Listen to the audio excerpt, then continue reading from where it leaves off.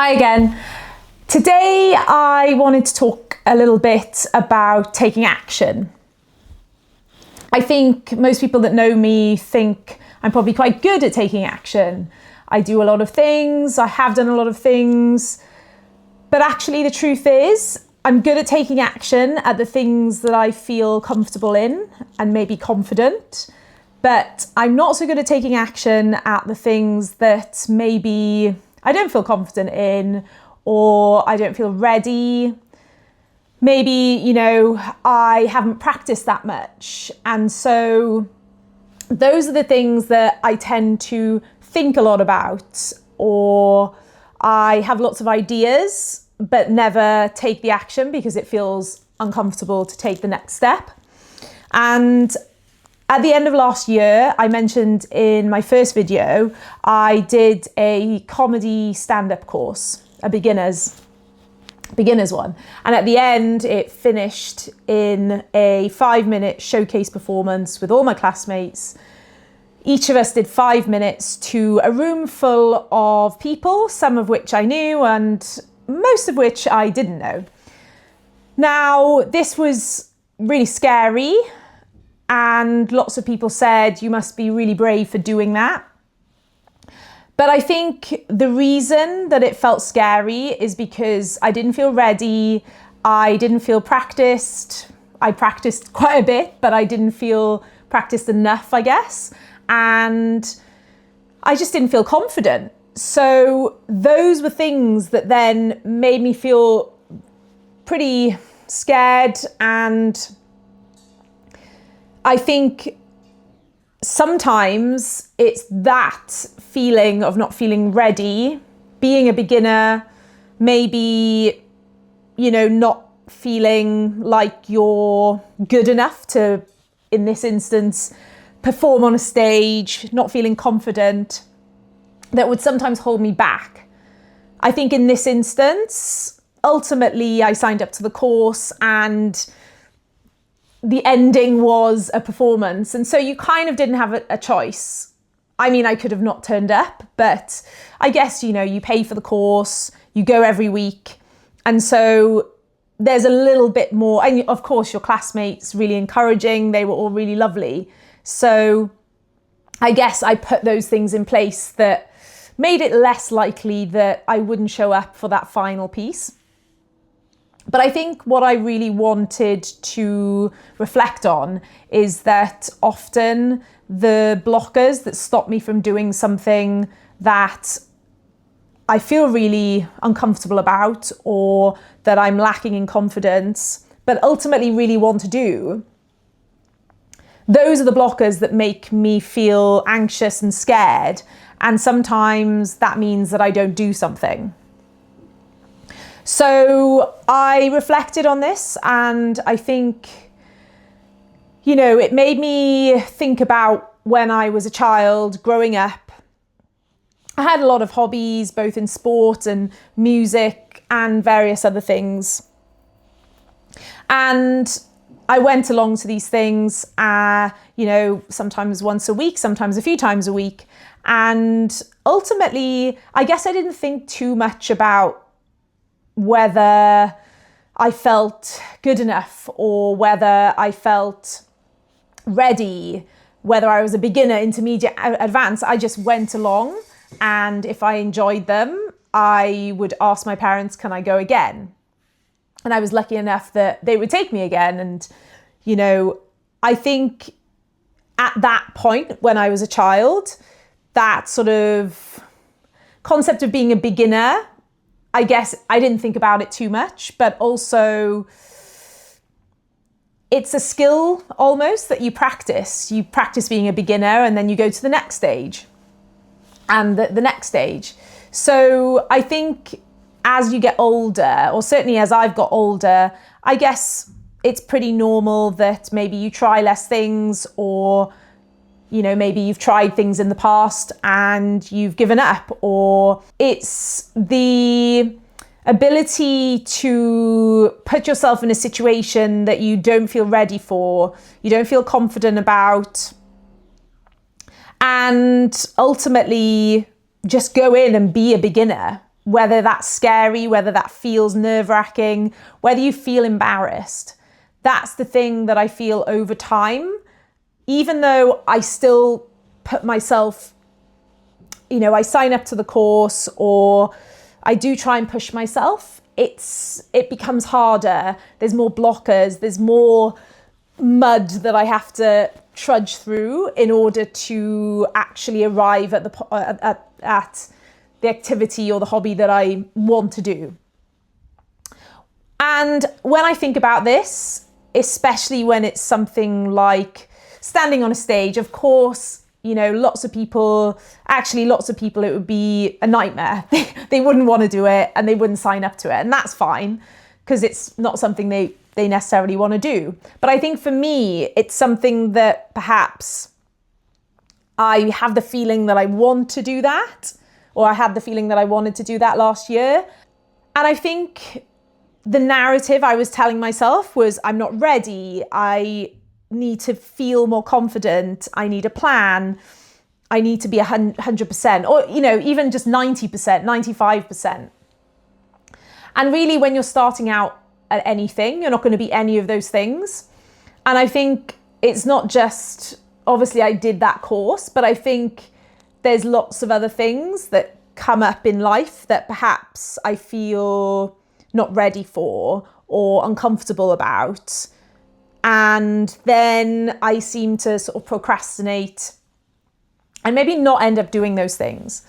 It did make me reflect on what are the other things in life that I'm holding myself back in, procrastinating. So after doing that comedy course, I actually signed up to an acting course with the same organisation, with the same company. And I'm in my second week of doing that course. Now, that one doesn't end in a performance as such, but we are still doing things within that class that definitely put me out of my comfort zone. So we often start the class with a warm-up. And for anyone that's done any drama or acting, perhaps went to, did it when they were younger or even went to university, these are all pretty standard things that they maybe do in acting classes, where you start with maybe some movement exercises or some warming up of the voice. And some of these can be really silly. It's important to practice being a beginner. I feel so anyway, for myself, because afterwards, ultimately, it makes me feel good. Okay, I did something that I didn't feel comfortable with or comfortable in. And actually, I wanted to do it. And afterwards, it made me feel, there's a release. I expressed myself. So, yeah, I think I want to move forward and try to lean into this beginner mentality, practice being a beginner, practice not being ready, practice doing things when you don't feel confident, because ultimately, in order to get to the next step, in order to improve, you have to do those little steps at the beginning to get to the next step. Otherwise, you get stuck, static, stagnant. And for me, that doesn't feel great. I want to get better at something that I feel that I want to do, and that's only natural. So, week 2 of the acting class, I'll let you know how it goes. I'm not somebody that, I think most people aren't the person that comes and they're immediately really good at it. I don't think anyone really is. It may look that way, especially on social media and TV, etc. But most people have to start from the very beginning and get better at something by practicing. Sometimes A to B can be a really giant step, and actually A to B needs to be split into 10 steps or 100 steps.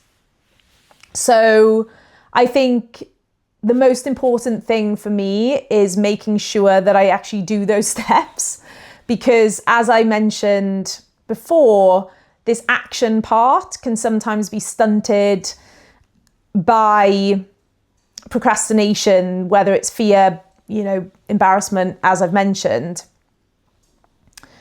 So the thing I really want to hone in on this year is taking action. And it's interesting because I'm a little bit of an overthinker. I do a lot of internal thinking. I think in some ways, having the resources that we now do with ChatGPT, you have an idea and you might sort of brainstorm using ChatGPT. People talk about having, I guess, a room which is a graveyard full of ideas. Now I do wonder whether something like ChatGPT becomes the new graveyard of ideas, because I think what ChatGPT or other different AI is good at doing is helping you brainstorm, helping you sometimes with imagination, create new ideas, being more creative. But it kind of still doesn't help with that step of action. It's not there. I mean, of course, it might say, do you want to make a plan for the next step, etc. But it's still not that thing that's really pushing you to do that action. That still has to come from you. And I hope that does actually come from you. And in many ways, I try myself, if I have an idea or if I'm trying to think through something, I try as much as possible to still think through that myself, because I don't want to lose that bit, that I don't want to lose the part of my brain that has an idea, but then in order to creatively think about it and brainstorm, I need to think again and think about it sort of more extensively. And I think sometimes using ChatGPT can be a cheat. That step is a bit of a cheat step because you can get to it quicker. And yeah, I don't want to lose the ability to think really hard and get stuck before actually it all becomes clear. Sometimes, I've thought about something and I really can't maybe figure out where I want to go next with it. And then, you think a lot and it's just not coming. And then you go to bed and actually in the morning, or another good one for me is I go for a run or a walk and suddenly I start getting lots of those ideas. So I don't want to lose that skill of being able to maybe think through a problem and feel like this is really hard, but then suddenly you have a breakthrough and you have more ideas. So I'm quite careful when it comes to, using, I guess, ChatGPT for imagination and creative ideas. But in saying that, I think the thing that ChatGPT doesn't do is force you to take that action. That still has to come from you. It's still you that makes that decision to take the actionable step. So that's the thing I really want to focus on. So I guess what I'm saying is, however uncomfortable, I want to just remember that this is my choice. It's my life. And if I want to do something, I need to be the one to take those steps. So that's what I'm going to do. And I'm going to try and stick to it. I am going to stick to it. I think taking these steps ultimately then encourages confidence. And I think that's the key thing here, is that the action comes before the confidence. And I think I was always waiting for the confidence to come before the action. And so often with a lot of things, I wouldn't do anything because ultimately, logically, I'm not going to get confident before I've taken an action and practiced and done the thing. I guess I just live in anticipation for some things instead of actually experiencing them. And I think I certainly have got to the point in my life where it feels very much, well, if I don't do it now, then am I ever going to do it? And, you know, I do believe that you can start or do anything at any age, but you don't know what's ahead of you. And ultimately, if you don't start something now, then when are you going to start it? And that's something that I want to continuously tell myself all the time. And it feels a lot more, it feels really quite on the surface now, because there's lots of things that I've put off for a long time. And yeah, maybe when you're 20, it feels like, okay, well, I've got time, I can do it next year. But, you know, I'm getting older now. And I think ultimately it's that thing of, yeah, now or never, I guess. That's how it feels anyway.